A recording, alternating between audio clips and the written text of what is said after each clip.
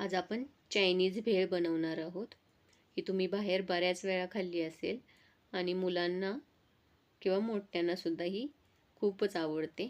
तर आपण ही आज घरी बनवणार आहोत आणि एकदम चवीला सेम बाहेर लागते त्याच पद्धतीने ही तयार होते. तर चला मग आता आपण सुरुवात करूया.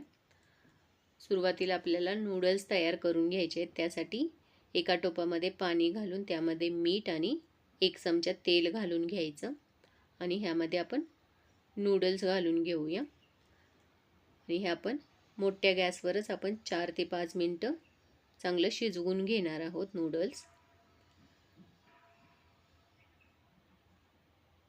पाणी आपल्याला इथं एकदम जास्त ठेवायचं आहे म्हणजे खळखळतं. त्यामुळे नूडल्स आपले एकदम व्यवस्थित तयार होतात. आता तुम्ही बघू शकता नूडल्स आपले तयार झालेले आहेत. तर आता हे आपण काढून घेऊया आणि ह्यामध्ये आपण वरून थोडंसं थंड पाणी घालून घेऊया म्हणजे हे एकदम जास्त चिपकणार नाहीत आणि सुटसुटी असे आपले तयार होतील. हे आपल्याला पाणी पूर्ण नितळून घ्यायचं आहे. इथं मी एका मोठ्या परातमध्ये काढून घेतलेलं आहे. वरून आपल्याला 1 ते 1.5 चमचा कॉर्नफ्लॉवर घालून व्यवस्थित मिक्स करून घ्यायचं ह्या नूडल्सला म्हणजे हे एकमेकांना एकदम चिकटणार नाहीत आणि तळल्यानंतर पण ते एकदम सुट्टे सुट्टे होतील. आता हे आपण तळून घेणार आहोत. तेल मीडियम गरम झालं की त्यामध्ये आपण नूडल्स घालून घेऊया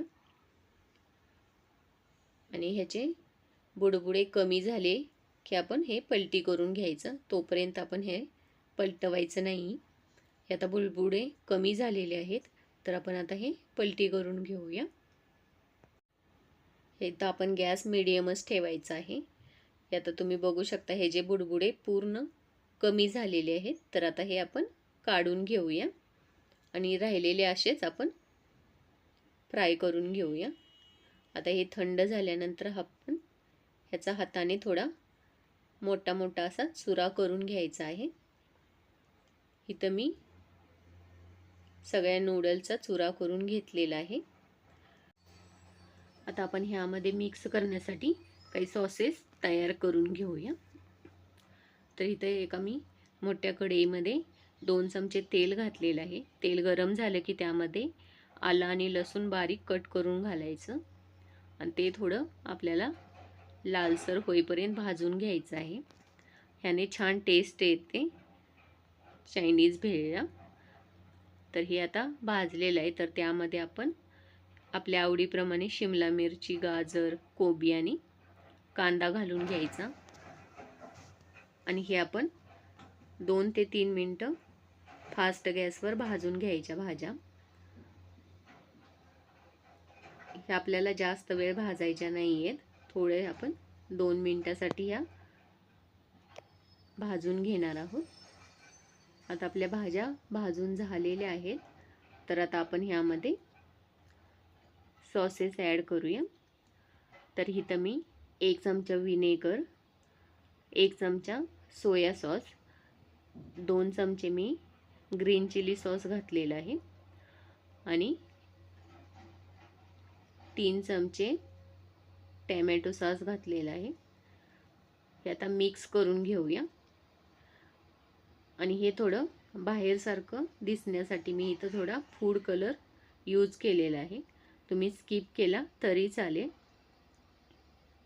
हे आता एकदम मिक्स करून घेऊया.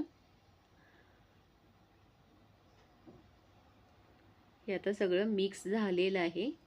तर तुम्ही लगेच खायला घेणार असाल तर इथं तुम्ही तयार करा, नाहीतर हे असंच बनवून ठेवलं आणि खाण्याच्या वेळी मिक्स केलं तरी चालेल. हे जास्त वेळ बनवून ठेवल्यानंतर हे नूडल्स नरम होतात, त्यांचा क्रिस्पीपणा जातो, त्यामुळे खाण्यामध्ये जास्त टेस्ट येत नाही. तुम्ही लगेच खायला घेणार असाल तर इथं मिक्स करून घ्या. यात मी 2 मिनटं मिक्स करून घेतलेलं आहे.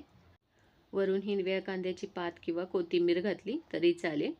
आता आपण हे गरमागरम सर्व करून घेऊया. तुम्हाला माझी रेसिपी आवडली असल्यास लाईक करा, कमेंट करा आणि चॅनेलवर नवीन असाल तर चॅनेलला सबस्क्राईब करा. थँक्यू.